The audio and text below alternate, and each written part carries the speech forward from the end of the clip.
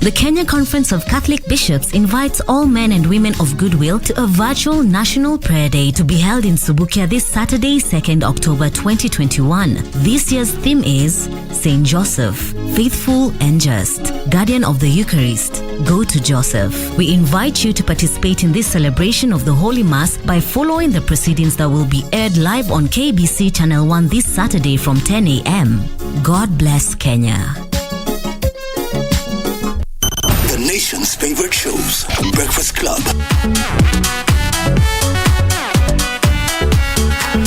Sundowner,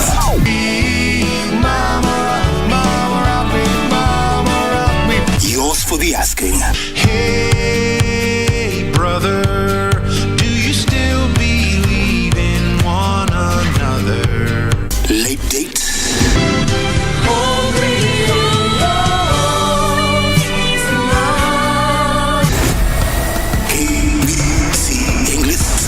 KBC English Service.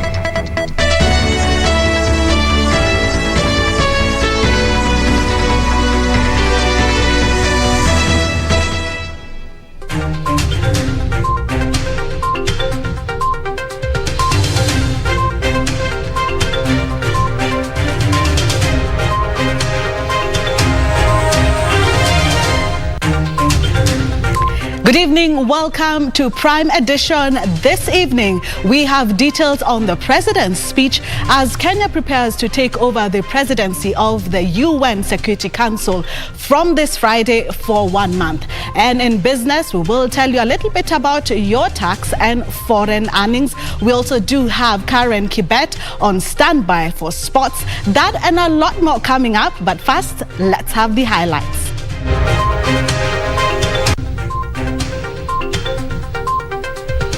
The accused is sentenced to serve 7 years imprisonment without an option of a fine. Caged by the law, Mukuria Ngamua to serve 7 years in jail over 2015 Youth Enterprise Fund scandal.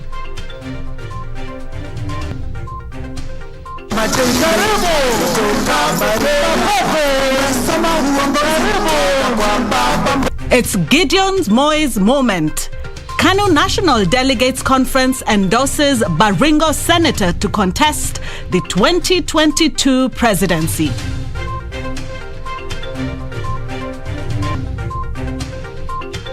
Bane of drought, Tana River County, Delta of drought.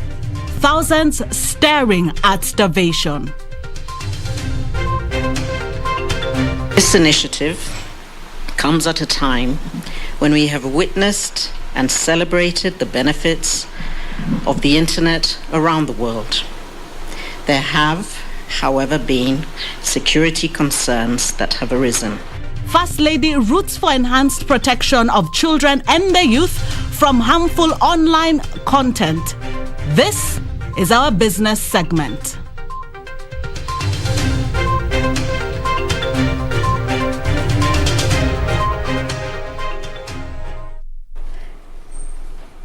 Lucy Mwara is our sign language interpreter. Remember, if you do have any comments, you can send them on any of our pages. That's KBC Channel 1 on Facebook, Twitter, and also on Instagram.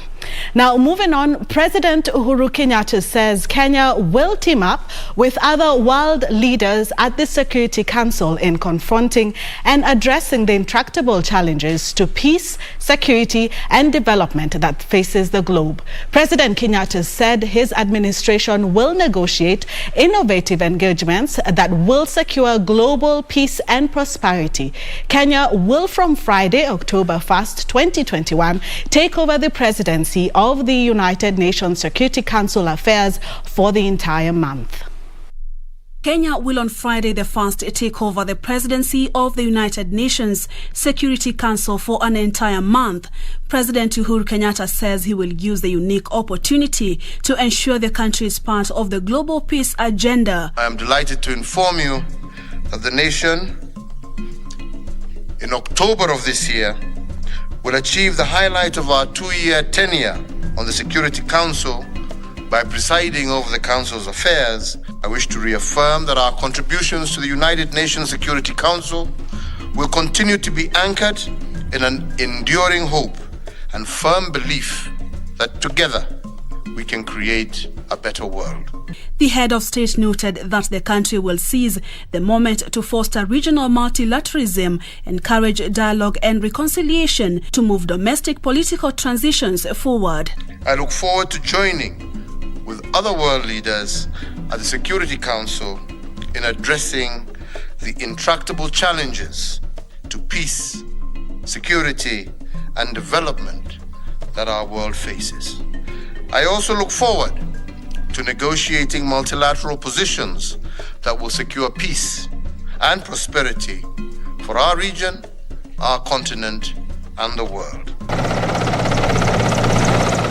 Kenya has played a central role in regional peace initiatives, and the country has the Somalia and Sudan peace processes.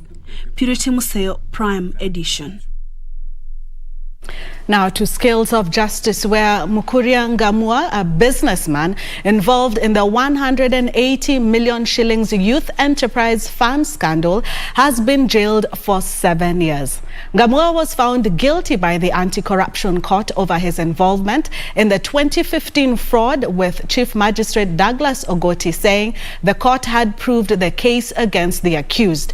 He said the sentence would be a deterrent to other businesses engaged in stealing public funds. Mukuria Ngamau awaiting his sentence at the Milimani Anti-Corruption Court after being convicted of graft.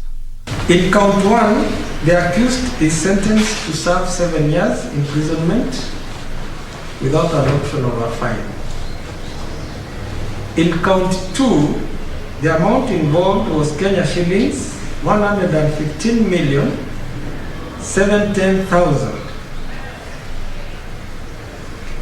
The evidence showed that he received the benefit and the fund suffered.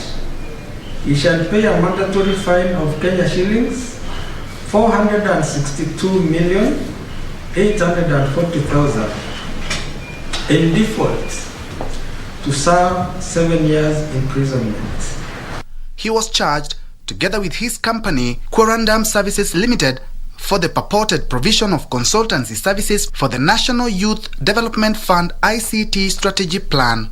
Mukuria and his company is also expected to pay a mandatory 442,840,000 shillings for unlawfully acquiring public property and an additional 258,629,156 shillings. He will face an additional 6 years in total for making a false document. The court orders that accused 3 pays, compensates the Youth Enterprise Development Fund, Kenya shillings 180,364,789, being the amount that would fully. The court also invoked the Anti-Corruption and Economic Act (ASECA) of 2003 and ordered Mukuria to pay 180,364,789 shillings in compensation to the youth fund. A total of 31 witnesses testified in the trial.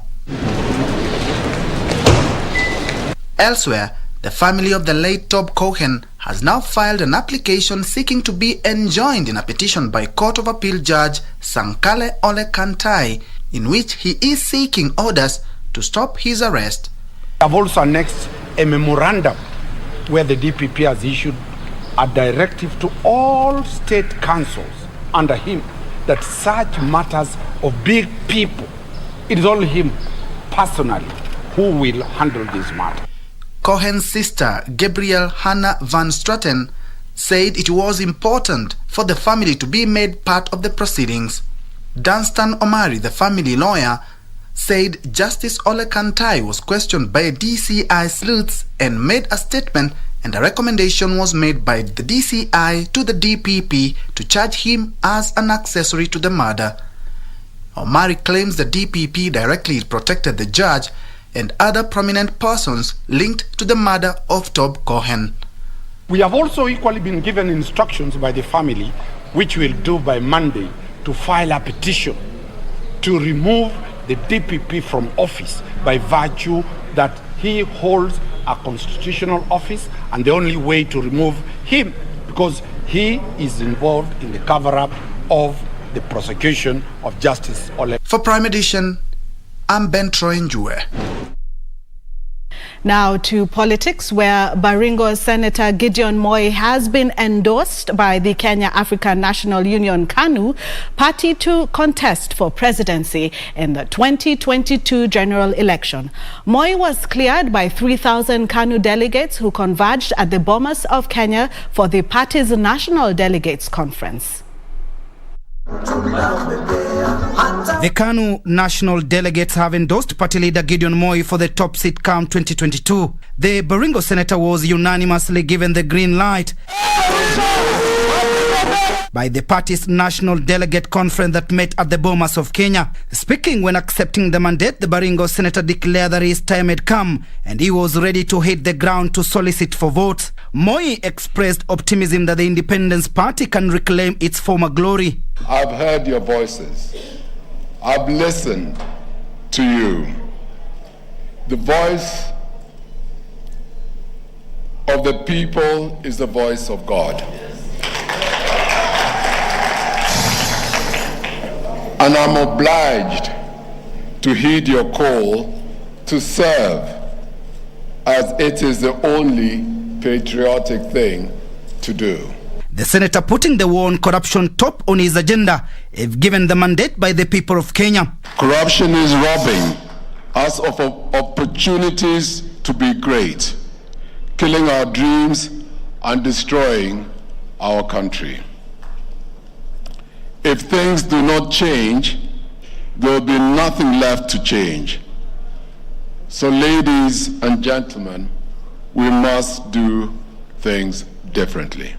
Leaders who attended the meeting, including Raila Odinga of ODM, Salam Davadi of ANC, and Wiper's Kalonzo Musyoka, promising to work with the KANU's candidate. The strength of our democracy is the strength of the political parties that we have in our country.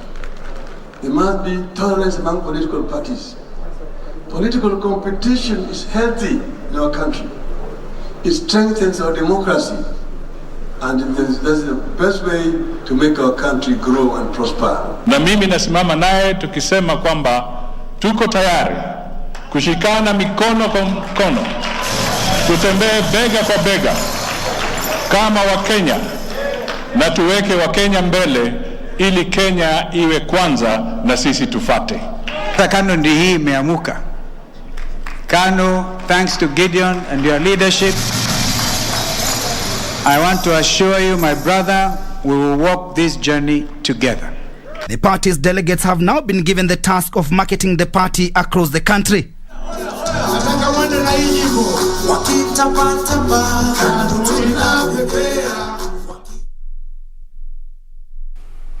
Still on politics, Deputy President William Ruto has called on Kenyans to fully participate in the political decisions of the country. Speaking at his Karen residence in Nairobi County, where he met grassroots and religious leaders from Machakos County, Ruto noted common mwananchi has been left out of the country's political conversation, and with issues touching on prominent personalities taking center stage. Through his bottom-up economic development plan, ordinary Kenyans will be given priority to facilitate change for their fortunes.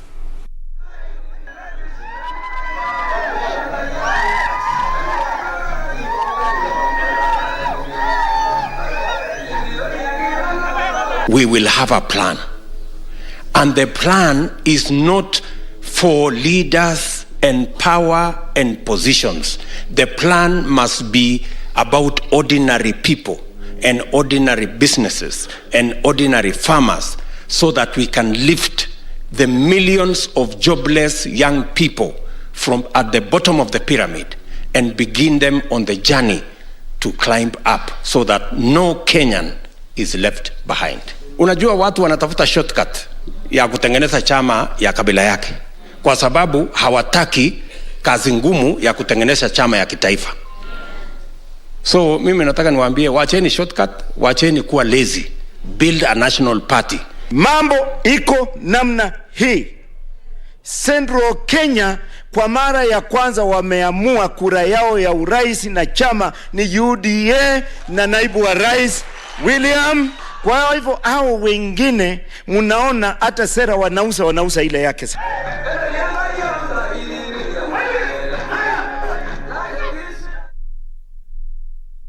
Now, an acute water shortage made worse by the ongoing drought is forcing locals in Tana River County to go to dangerous limits in their quest to access the precious commodity.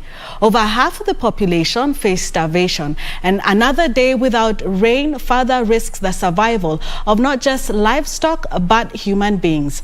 Our reporter Caroline Kamau was in Tana River County and files the story of the growing desperation of communities in Tana River County and the 4th edition of our special assignment, The Bane of Drought.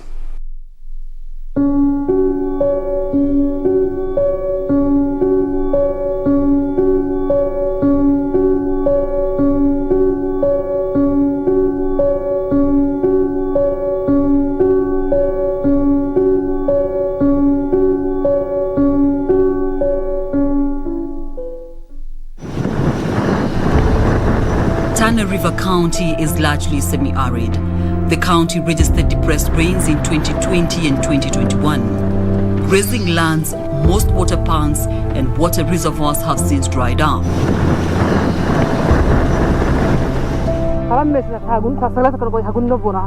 We depend on water ponds. That water has dried up. People are looking for water from far, and the water we find is dirty. We have no food. We need help. This is Lagabuna. These residents of Asa village have walked for approximately 20 kilometers to this point in search of water. At this point, both men and women dig up a well with the hope of finding the precious commodity. Today they are lucky, but the process of getting the water from deep in the well to the surface is not just tedious, but a precarious process.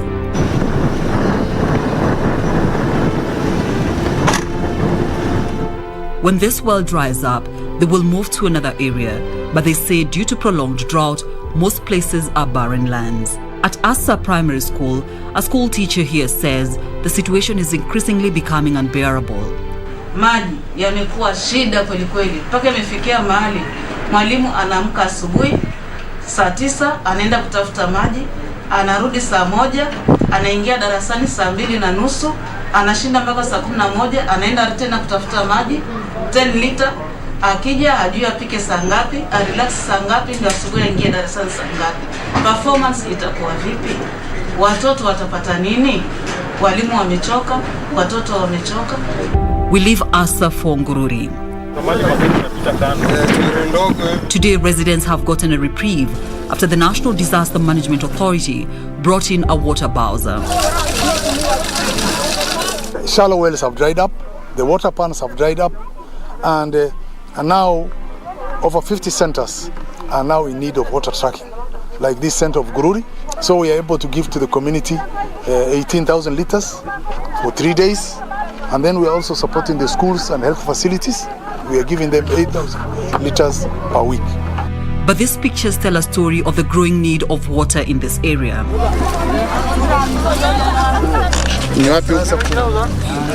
I visit Mzee Sagabo Guyole's home. He is a pastoralist. His livestock is the only source of income for his family. His in-calf cow just died. Another one is on the brink of giving up. na bei ya hizi ng'ombe za hii imerudi nyuma kabisa.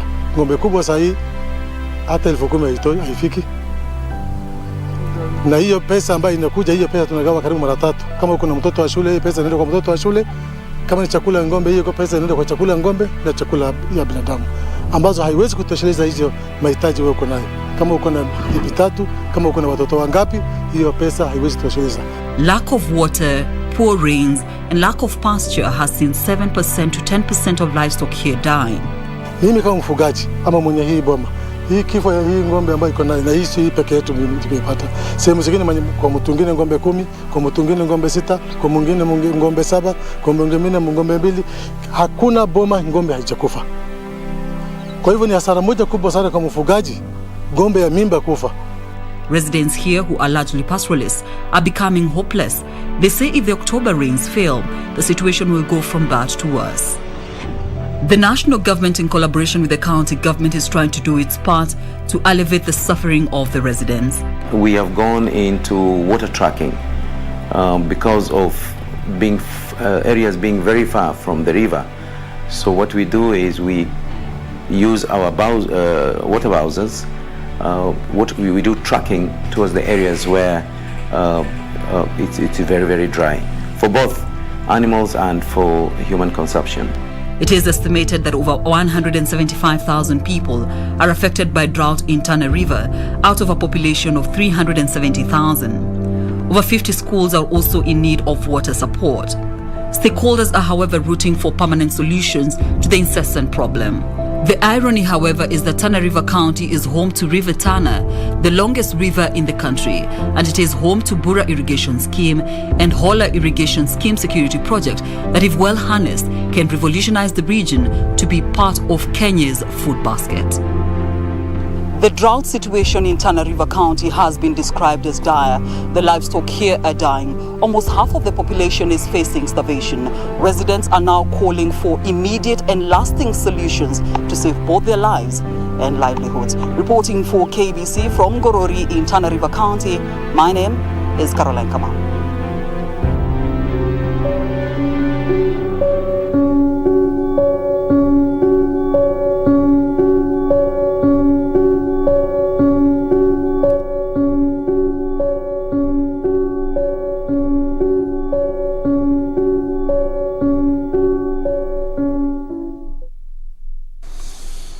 Thank you so much, Caroline, for that special report. Now, moving on, the COVID-19 positivity rate in the country is now at 4.2%. This is after 260 people tested positive for the disease from a sample size of 6,226 screened in the last 24 hours.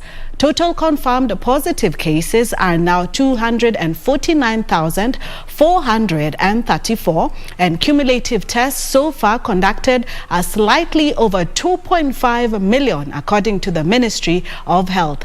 Over the last one day, 109 patients have recovered, while 4 have been reported dead from the late facility audit records, increasing fatalities to 5,123.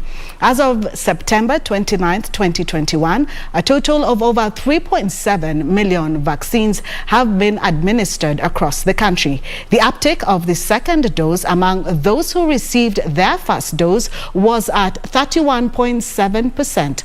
Proportion of adults fully vaccinated was 3.3%. Now, globally, more than 233.37 million people have been infected, while over 4.77 million have succumbed. This is according to the data from the Johns Hopkins University. Now, we take a short break, but just before we go, June Mwikali has been asking, what do you have for us on Take One? Alan has a story on how content creators have been acquiring new skills without entering a classroom and at their own time. That is coming up shortly after the break.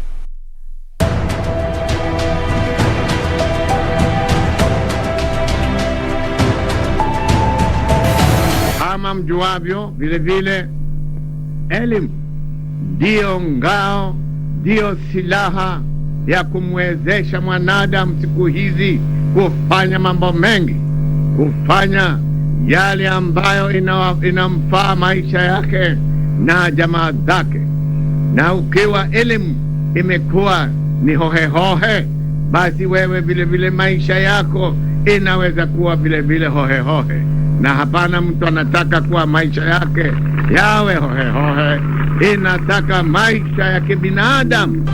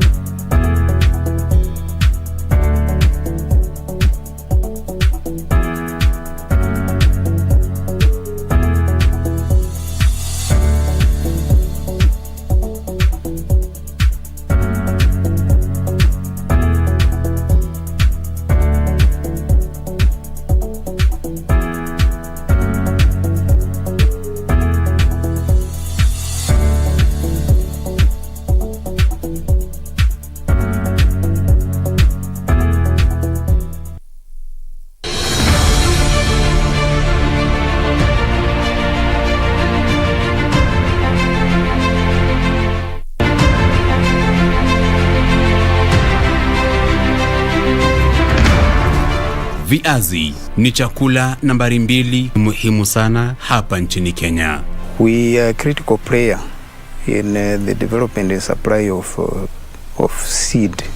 Ili wakulima wa zao hili wapate mazao ya kumezewa mate, utumizi wa mbegu zilizoidhinishwa ni muhimu zaidi.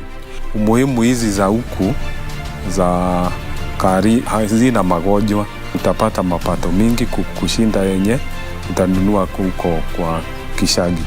And our path to food security is anchored on ensuring significant improvement in farm productivity by enhancing the quality of farm inputs.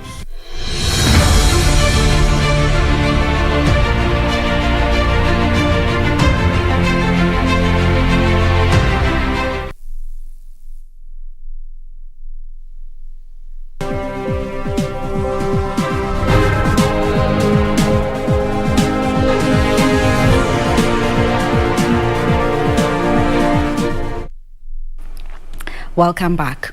Now, First Lady Margaret Kenyatta is advocating for enhanced protection of children and the youth from harmful online content that exposes them to vices such as cyberbullying, addiction, racism, sexual harassment, and online fraud. The First Lady says online risks and challenges require concerted efforts through advocacy and regulation to protect consumers, especially children, the youth, and vulnerable communities.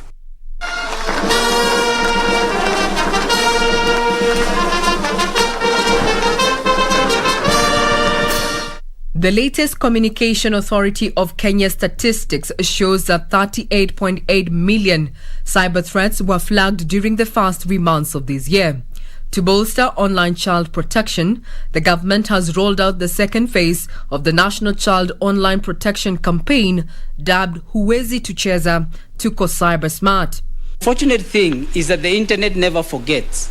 Any material that is posted on this vast dark space and involves children will still be there when they grow up, further impacting their adult lives. Speaking at the launch, First Lady Margaret Kenyatta advocated for enhanced protection of children and the youth from harmful online content. This initiative comes at a time when we have witnessed and celebrated the benefits of the internet around the world. There have, however, been security concerns that have arisen. Speakers urged relevant players in the legislative process to hasten the enactment of the proposed Children's Bill 2021, saying it has important clauses on the protection of children against online exploitation. The internet, with its many benefits, now occupies a hallowed ground within our socio-economic life as a country. And it is something that we, as policymakers, are now constantly called upon to keep in view. The Huwezi Tucheza Tuko Cyber Smart campaign seeks to inform and empower children and the youth with skills and information on how to use the internet in a productive manner, as well as enable them to stay safe online. Sexual predators lurk in every corner of these internet superhighways, and the UNICEF report I quoted earlier notes that 80% of children in 25 countries where the survey was carried out felt that they were in danger of abuse and exploitation online. Regina Manyara reporting for Prime Edition.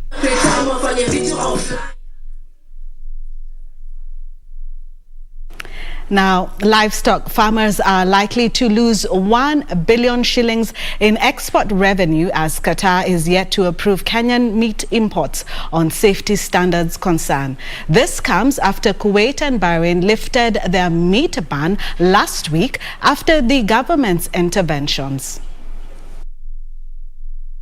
Kenya exported 7 billion shillings worth of livestock products to 10 countries last year, with the Gulf nations dominating the export list. However, in August this year, Bahrain, Kuwait and Qatar, that accounted for over 3.7 billion shillings of the total export, banned meat products from Kenya due to phytosanitary issues. Bahrain and Kuwait lifted their bans last week, with exporters asking the government to intervene and solve the trade impasses between Kenya and Qatar. But Qatar have insisted that we have to sort out our livestock traceability systems before they can allow us to re-export. The government is drafting livestock traceability regulations as well as implementing other interventions aimed at ensuring that Kenya's meat products are of high quality as it targets more international markets. Looking at the global market that will bring good price returns to our farmers.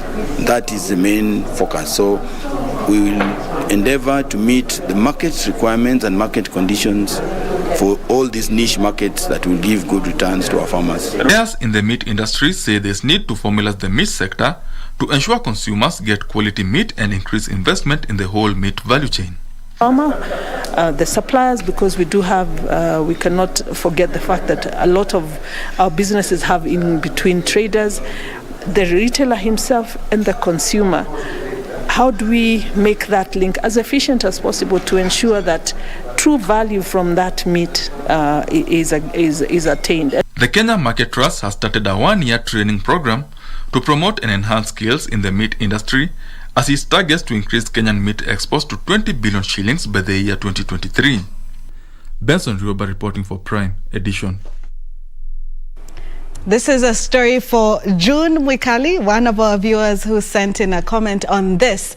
Now, content creators are turning to online learning communities and video sharing platforms as a means of acquiring new skills without having to undergo formal in-school lectures. Tonight on Tech One, our reporter Alan Aoko visited an upcoming production company whose entire team is adopting online learning technologies to create social impact stories. Striking the right balance between meeting client needs and keeping the team updated on the latest skills for use in execution of work is what has kept Farmer Mohammed, the founder of Studio 63, in business. The way millennials use media versus the way Gen Z uses media is completely different. And this is gauged on how they learn. And these new generations, it's obviously seen with all of these applications like Instagram, Facebook, TikTok, and how they adapt technology. Mohammed has discovered that her organization would advance through online learning communities like YouTube or Skillshare, which provide a space and a structure for people to align around a shared goal. They connect people and organizations while holding members accountable to a common agenda. These communities enable participants to share results and learn from each other, thereby improving their abilities and make professional progress. A lot of the times we utilize YouTube tutorials, we utilize Skillshare classes, and we just sit down, each one of us, it doesn't matter who it is, we all just sit down and take courses on animation, on graphic design, on motion graphics, on video editing, and how to utilize After Effects. But it's one thing to use technology and another to apply it effectively.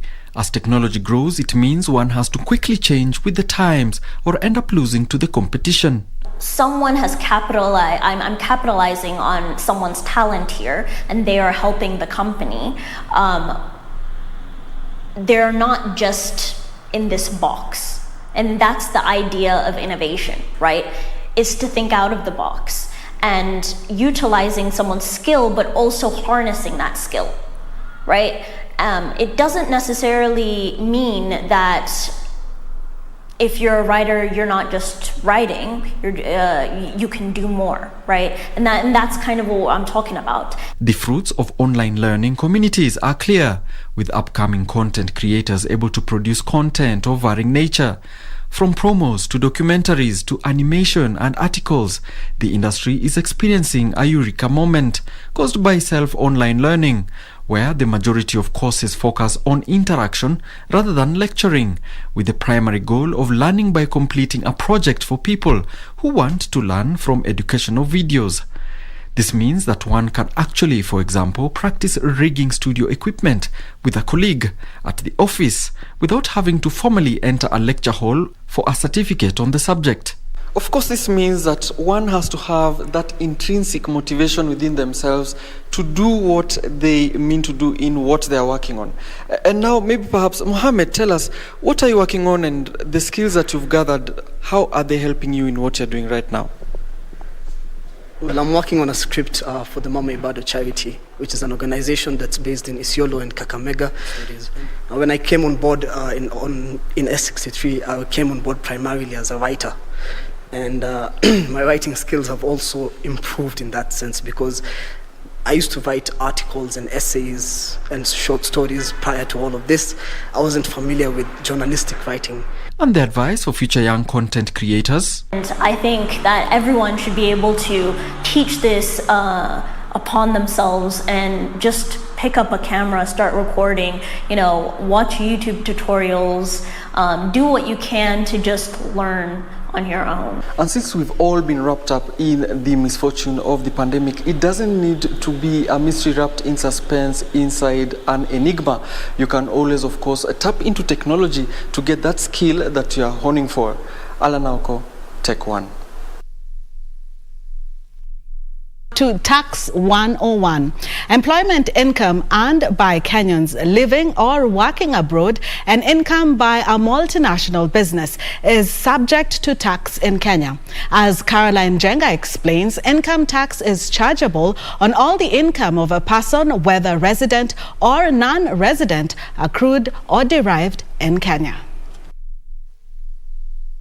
Most Kenyans living abroad often wonder why they should pay tax in Kenya, the applicable tax rate, how to mitigate double taxation, among other predicaments. Kenyan residents are taxed on their worldwide income. Kenya operates a source-based tax system, meaning that income is only subject to tax in Kenya if it accrued in or was derived from Kenya. There are, however, a few exceptions to this rule. In the case of employment income earned outside Kenya by a Kenyan resident and income of a business carried on partly in Kenya and partly outside Kenya. In these two scenarios, the person is required to declare the income earned outside Kenya together with any income earned in Kenya and file the return via iTax on or before the 6th month following the end of the accounting period. Kenyan residents are entitled to a set-off of a tax paid on employment income accrued in a foreign country against tax payable in Kenya on the same income. Where there is double tax agreement between Kenya and another country, the provision of agreement shall apply. Double tax agreements are agreements between two or more countries for the avoidance of double taxation and the prevention of fiscal evasion with respect to income and capital. The agreement sets out terms and rules of how income or profits of cross-border transaction are to be treated by the two countries so that the taxpayer do not end up paying tax twice on the same income. Double tax agreement may provide for the taxation of certain incomes at reduced rates. Double tax agreements may also provide a tax exemption in Kenya or a tax relief in Kenya for the taxes paid abroad. Countries that have double tax agreements with Kenya include Zambia, South Africa, Canada, India, France, Germany, and Qatar. Caroline Jinga for Prime Edition. Now, betting firms are targeting corporate social responsibility activities and promotions as long-term strategies in endearing themselves to the masses as they try to weather what they have been as a tough economy. This comes as the gambling industry faces various legislation meant to streamline their gaming activities. Figures by the Betting Control and Licensing Board shows that an estimated 10,000 Kenyans are employed in the gaming industry. However, the industry has seen its fair share of headwinds. Our industry, basically, they like what every other customer in the world for this betting and gaming industry likes. There is no any other differences. It's just element of how we will regulate this kind of industry. Of course, listen the instructions from a respective SLB board, and just to provide and respect the rules from them. New things that really keep our customers engaged, and our customers are always asking, what bonus do you have? Players in the gaming industry are focusing on CSR activities to endear themselves to the masses. United in CSR activities, which we are doing all around of Kenya. You can see all the almost all betting companies are doing that, which I'm personally very happy, and we could see from since beginning of the COVID-19 pandemic last year, we were together with this government to fight this terrible disease. According to a report by the International Journal of Financial Studies, Kenya has the highest number of young gamers when compared to other countries of the sub-Saharan African region. The same further says 96% of young Kenyans use their mobile devices to engage in gaming activities. Alanauko, Prime Edition. Now to FarmWise, where a group of 30 persons with disabilities in Laikipia County are making a living out of honey production.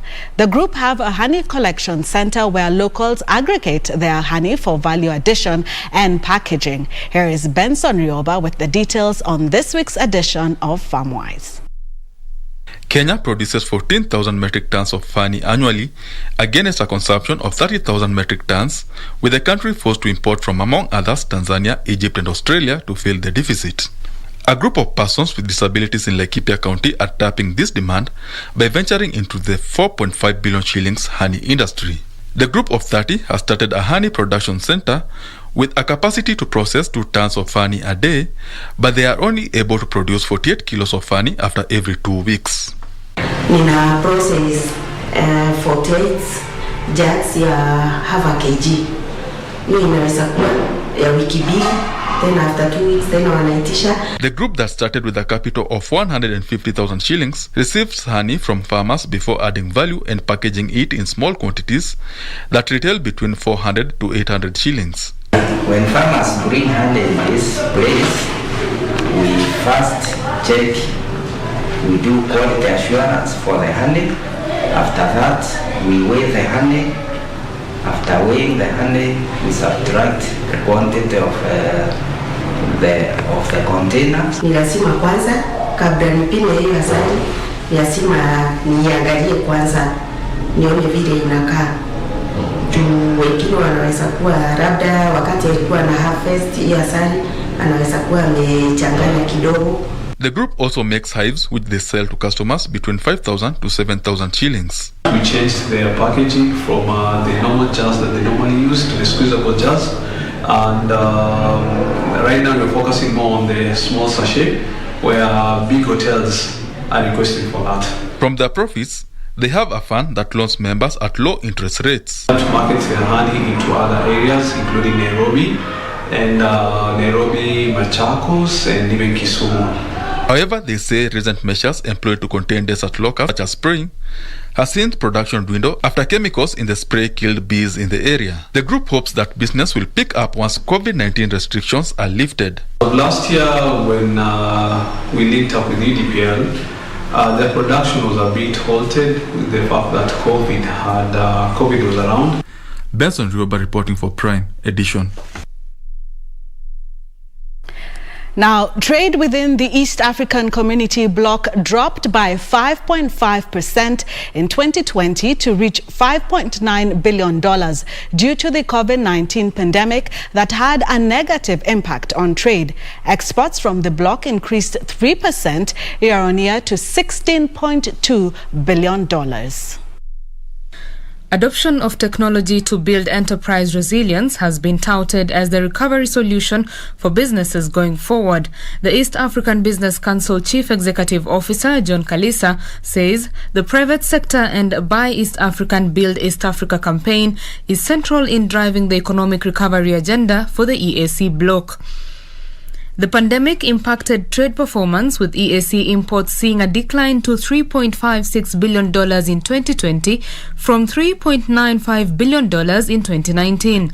During the first 9 months of 2020, COVID had adverse effects on the performance of the agriculture sector, with Rwanda and Uganda suffering from retracted sectoral growth but recovered in the third quarter. Tanzania and Kenya's agriculture sectors registered positive growth throughout the pandemic. However, the growth was below 5% and inconsistent. The 2020 estimate of food insecurity for the EAC region was 2 to 5% higher than the pre-COVID-19 period. The number of food insecure people in the region increased from 59.3 million to 65.1 million. In Kenya, food insecure people went from 11.4 million pre-COVID to 13.6 million during the COVID period. EAC has called for the evaluation and monitoring of policies and plans, putting in place safety nets, elimination of trade restrictions, trade facilitation for food diversification, and increasing production capacities and integration of regional value chains. Betty Kiptum, Prime Edition. Now, authorities in Nigeria's Kaduna state shut down telecoms networks and banned the use of motorcycles on Wednesday as part of a raft of measures to tackle bandit gangs that have caused havoc in the country's northwest for months. Telecoms blackouts are already in force in neighboring Zamfara and in parts of several other northwestern states, a tactic aimed at helping the security forces crack down on the gangs by preventing coordination. Here are the details of this and other stories from the African continent. The state government said the motorcycle ban would last for an initial 3 months. It also said all vehicles used for commercial transport would have to be painted yellow and black within 30 days to help security agents identify them. The sale of petrol in jerry cans was banned in parts of the state. The new rules were in addition to measures previously taken in Kaduna, including a ban on the transport of charcoal, firewood or livestock, and a shutdown of markets in affected areas. The telecoms blackout in Zamfara has been in force since early September, and the military has said it was aggressively taking on the bandits. Bandits seeking ransom and loot have been blamed by the Nigerian authorities for a string of mass school abductions and deadly attacks on villages. Meanwhile, traffic passing through Egypt's Suez Canal on Wednesday reached an all-time record per day in the waterway's history. The chairman of the Suez Canal Authority, Osama Rabia, says there were 87 ships carrying 4.8 million tons of load that passed through the canal. Among them, 38 ships came from the north with a total load of 2 million tons, while 49 ships came from the south. The Suez Canal is considered one of the most important and fastest passage connecting Africa, Asia and Europe. Some 12% of the world trade volume passes through the man-made canal, a major source of hard currency in Egypt. Tanzania's environment watchdog has destroyed 7.5 tons of banned plastic bags seized in Dar es Salaam and coast regions. The 7.5 tons of banned plastic bags was seized from manufacturers, importers and consumers who defied the government's ban imposed on the products. Tanzania banned the use of plastic bags in 2019 in efforts aimed at stepping up the fight against plastic pollution. The National Environment Management Council warned manufacturers and importers to stop producing and importing the banned plastic bags, saying punitive measures will be taken against them. And now to international stories where Amazon.com and the U.S. National Labor Relations Board has reached a settlement for two former employees who alleged they were fired last year for criticizing the working conditions at the e-commerce giant's warehouses. The Labor Relations Board found in April that Amazon illegally fired them after they advocated for better working conditions during the pandemic. Here are the details of this and other stories from across the globe. The fired employees in question want Amazon to pay lost wages and post a notice to all of its tech and warehouse workers nationwide that Amazon can't fire workers for organizing and exercising their rights. The U.S. Labor Relations Agency said the company had reached an on-board settlement, a private agreement between parties in which terms were not disclosed, with the former employees. The U.S. National Labor Relations Board Regional Director, however, is required to review and approve the settlement. Meanwhile, China's electric car maker are darting into Europe, hoping to seize a slice of a market supercharged by the continent's drive towards zero emission. Neo Inc. is among other brands unfamiliar to many Europeans that have started selling or plan to sell cars on the continent, including Aways, BYDs, Tang, SAICs, and Great Wall's ORA. Although Europe has a competitive car market dominated by famous brands, China made strategic slips with cheap mass production. The new players, many of which have only ever made electric vehicles, believe they have a window of opportunity to finally crack the lucrative market. Finally, Russia has threatened to ban YouTube if it does not reinstate two German-language channels backed by the Russian state that were deleted for violating COVID misinformation guidelines. Russian media watchdog Roskomnadzor accused YouTube of censorship. The agency demanded that the channels be restored. It comes as YouTube also expanded its misinformation policies to cover all effective vaccines, not just COVID ones. The tech firm said the measles, mumps, and rubella vaccine, being falsely attributed to causing autism, was one example of the types of content the new policy will cover which had previously been allowed. Well, that's it for business. For today's sports is coming up. I can see Karen is on standby and she's going to start with news on the Harambee Stars. That is coming up shortly after the break.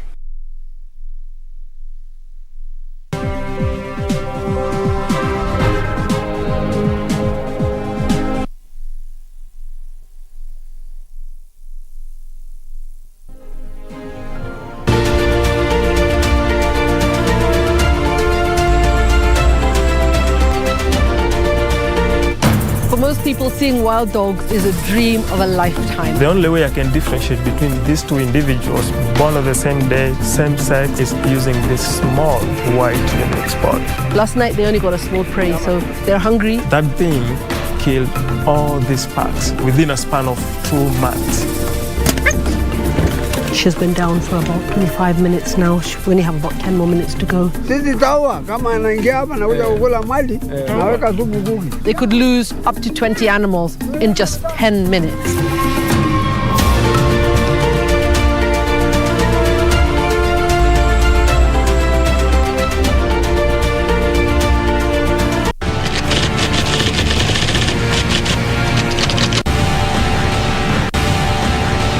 It is now a year since we started investigating Mr. Soloshi. You will have to go out of town and lay low for a while. Do you know that guy who's wanted by Interpol? That's Baduza. Oh yes, and that's how he was found. Dead. We're emailing you something big. You absolutely need to get out of here. If only we got that tape. You won't and will never bring me down. Oh. It's like a brother to me. Can't believe it.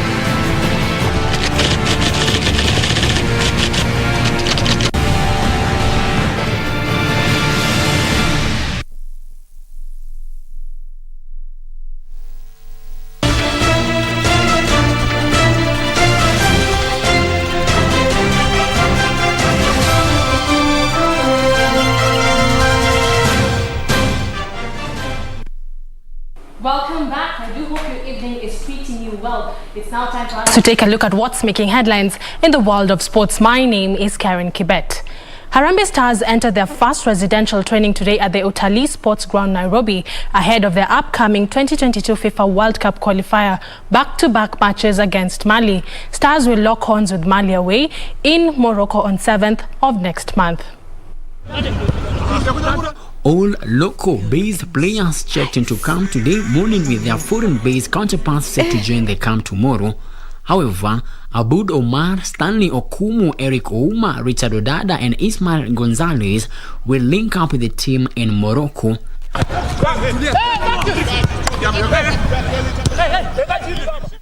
Our first training session. I wanted to see what's going on the field, what the boys will do. In general, I'm satisfied. They do what they can. Zimecheza hizo zimepita, at least tumepata point pa kuanzia. So hizi game inakuja against Mali, hiyo ndio sahi important na kabisa watu tunafaa kujituma tupate maximum point ndio at least kwa table pia tukae poa. The Stars under the tutelage of Engine Firat will lock horns with Mali away in Morocco on 7th of next month before traveling back for the home match on 10th same month.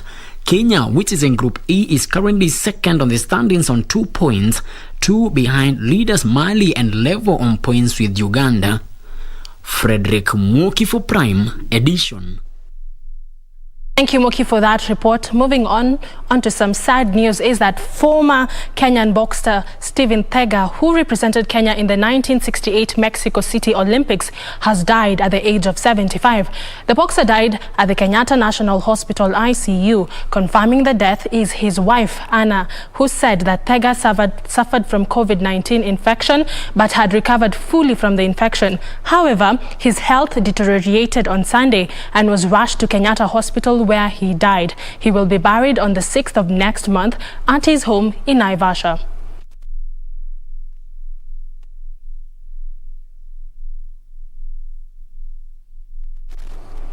May his soul rest in peace.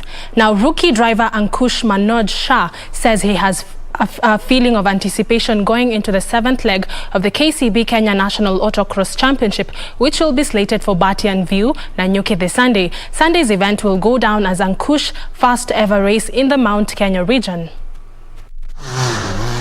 The karting racer turned autocross driver joined Bagi racing this year in an Tejas Irani 2-seater race machine, which he now hopes to steer to respectable podium positions in the 2-wheel drive non-turbo Bagi class. Right after January, we strip down the buggy, get it cleaned up, check for any damages we may have. Luckily, there was no damages from January, so we start building straight after that, get it ready for the next race. Autocross 7 will be run in compliance with the national competition rules of the Kenya Motorsports Federation, together with supplementary regulations under the International Sporting Code of the FIA. The event will count towards the 2-wheel non-turbo car and buggy, 2-wheel turbo supercharged, 4-wheel non-turbo Bambino, Pee-wee, 4-wheel drive turbo supercharged open quad bikes and the junior 2-wheel drive non-turbo. Frederick Moki for Prime Edition. And we definitely wish Ankush all the best. Now, finally, Cristiano Ronaldo netted a late goal as Manchester United came from behind to beat Villarreal 2-1 in a UEFA Champions League match that was played last night at Old Trafford. Meanwhile, Chelsea suffered a 1-0 loss to Juventus in Turin. Manchester United. Chelsea suffered a 1-0 loss to Juventus in Turin. He will have been impressed by what he saw. And there's a chance and it's taken straight away. 10 seconds into the half. Chiesa has backed. Juventus take the lead. That was a lightning strike. Elsewhere, UEFA Europa League matches will resume tonight with West Ham, Leicester, Monaco and Napoli all in action. Beautiful, beautiful goals right there. But before we wrap up our sports news tonight, the government has pledged to come in hand for financially ailing Kenya Premier League club AFC Leopards. The club will be provided funds for construction of its own stadium and a clubhouse in a project that is set to be rolled out starting next year. We will see, and we will definitely let you know of how that story will develop. That's all we had for you right here, the KBC Sports News Desk. We'll do this all over again tomorrow, same time, same place. Do have yourself a lovely night. My name is Karen Kibet, but I do hand you back to Cynthia Nyamai for more.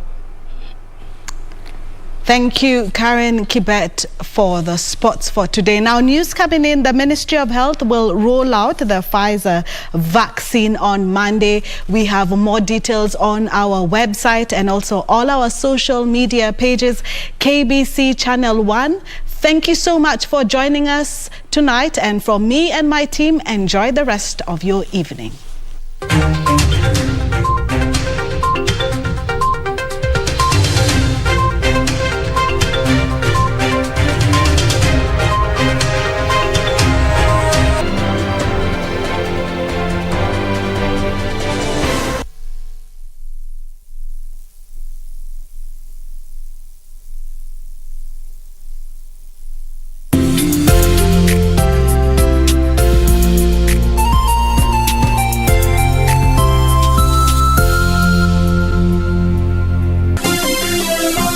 Vera Beauty College.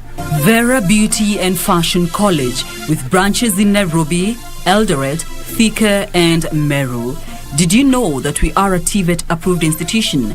We offer courses in fashion design, interior design in soft furnishing, event decoration, flower arrangement, event planning, hairdressing, barbering and dreadlocks, beauty therapy, makeup, nail technology, spa massages, teaching skills, TOT, solo business management, and many more. Register now and visit our website on www.verabeautycollege.com. You can also call on 0725 923 550 Nairobi branch, 0728 087 689 Eldoret branch, 0722 227428 Thika branch, 0725 000-706 Meru branch. Vera Beauty and Fashion College, a TVET approved institution.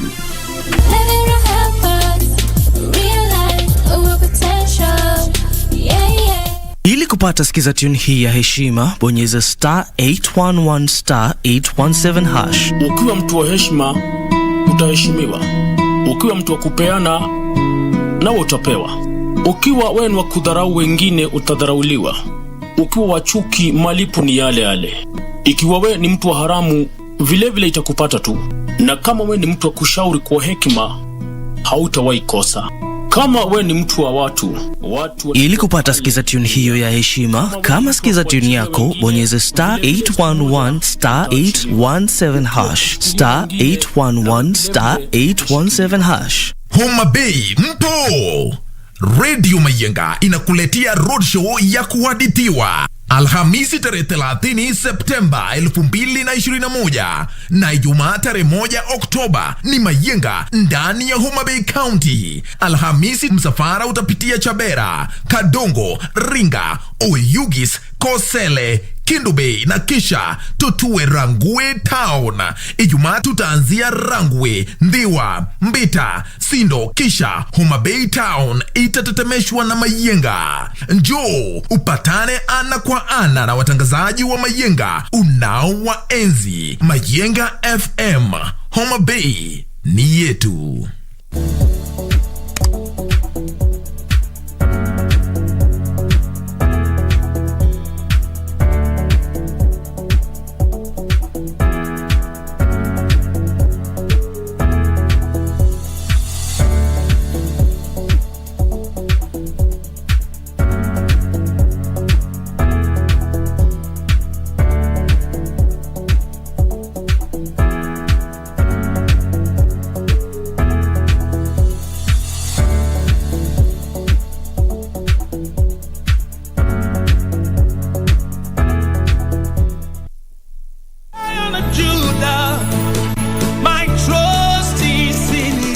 Jumapili hii kwenye runinga ya KBC, ungana naye Askofu Michael Wanderi wa kanisa la Christian Foundation Fellowship Kiambu kuanzia saa 1 hadi saa 2 asubuhi. Ningetaka nikwambie, our Jehovah God, because the Bible says he is the same yesterday, today and forevermore. He is able to take you to a place of abundance. He is able to take you to Rehoboth in the name of Jesus Christ. Kipindi ni neno la neema, ukiletewa naye Askofu Michael Wanderi wa kanisa la Christian Foundation Fellowship Kiambu. Usikose. My trust is in you.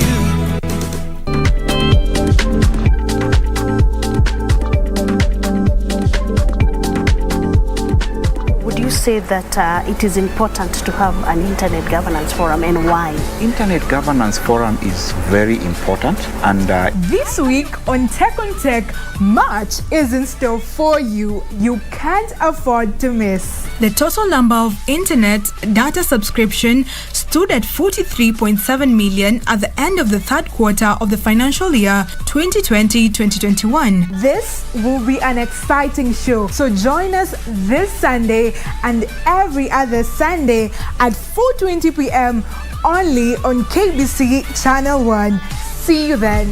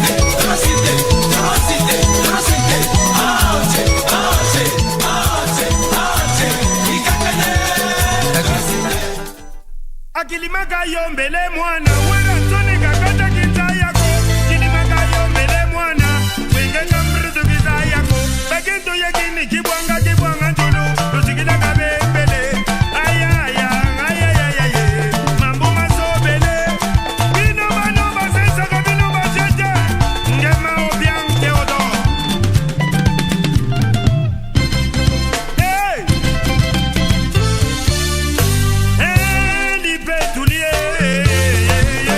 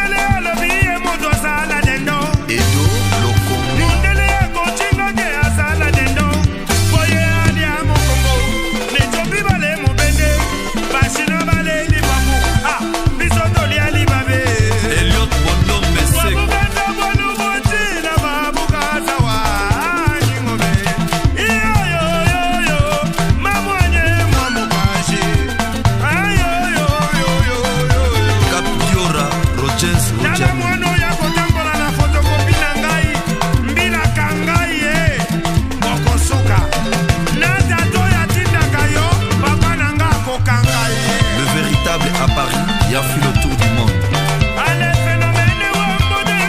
René Labé.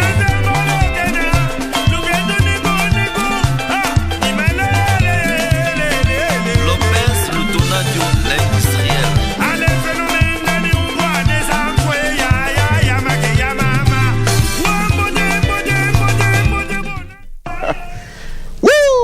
Mtu atafutwa kazi hapa sasa.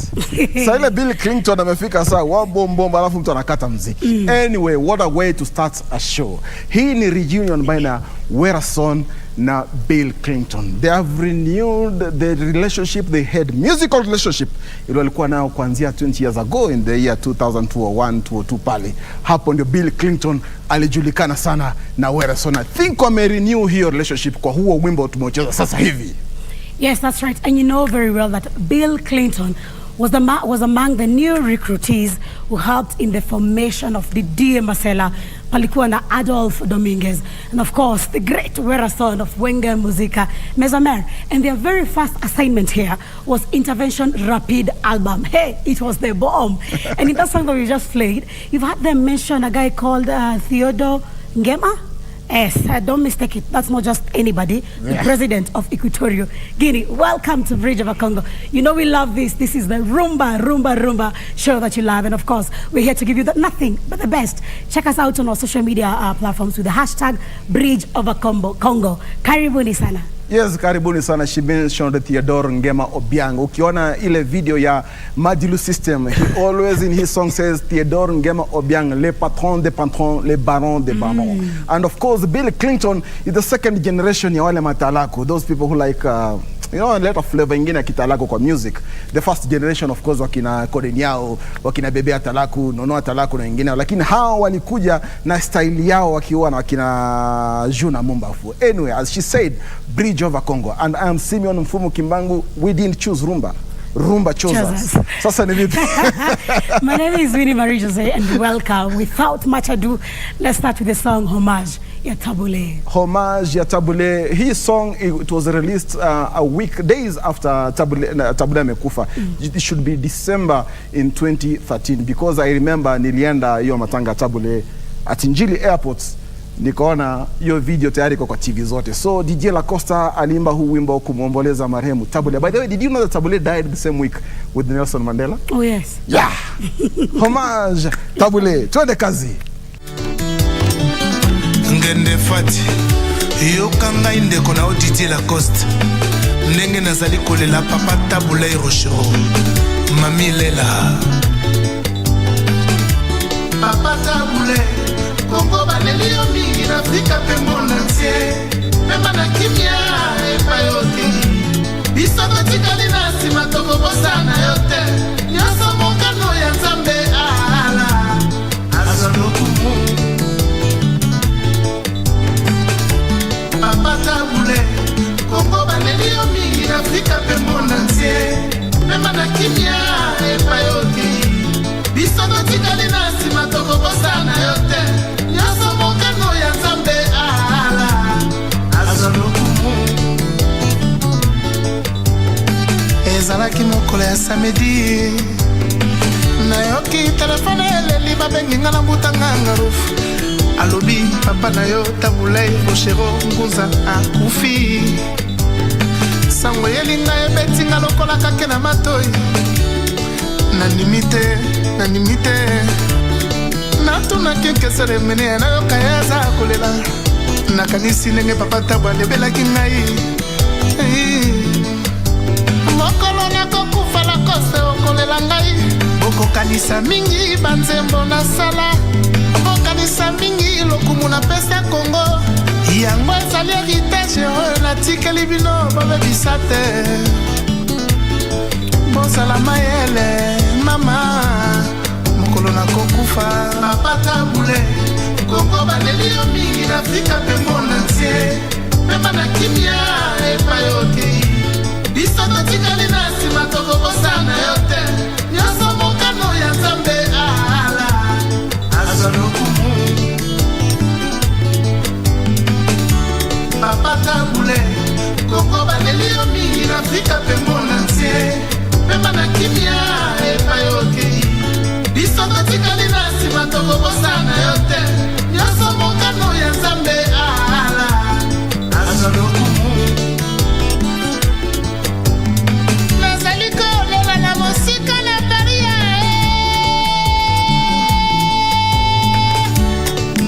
mama tele mobimba vraiment moyo kangai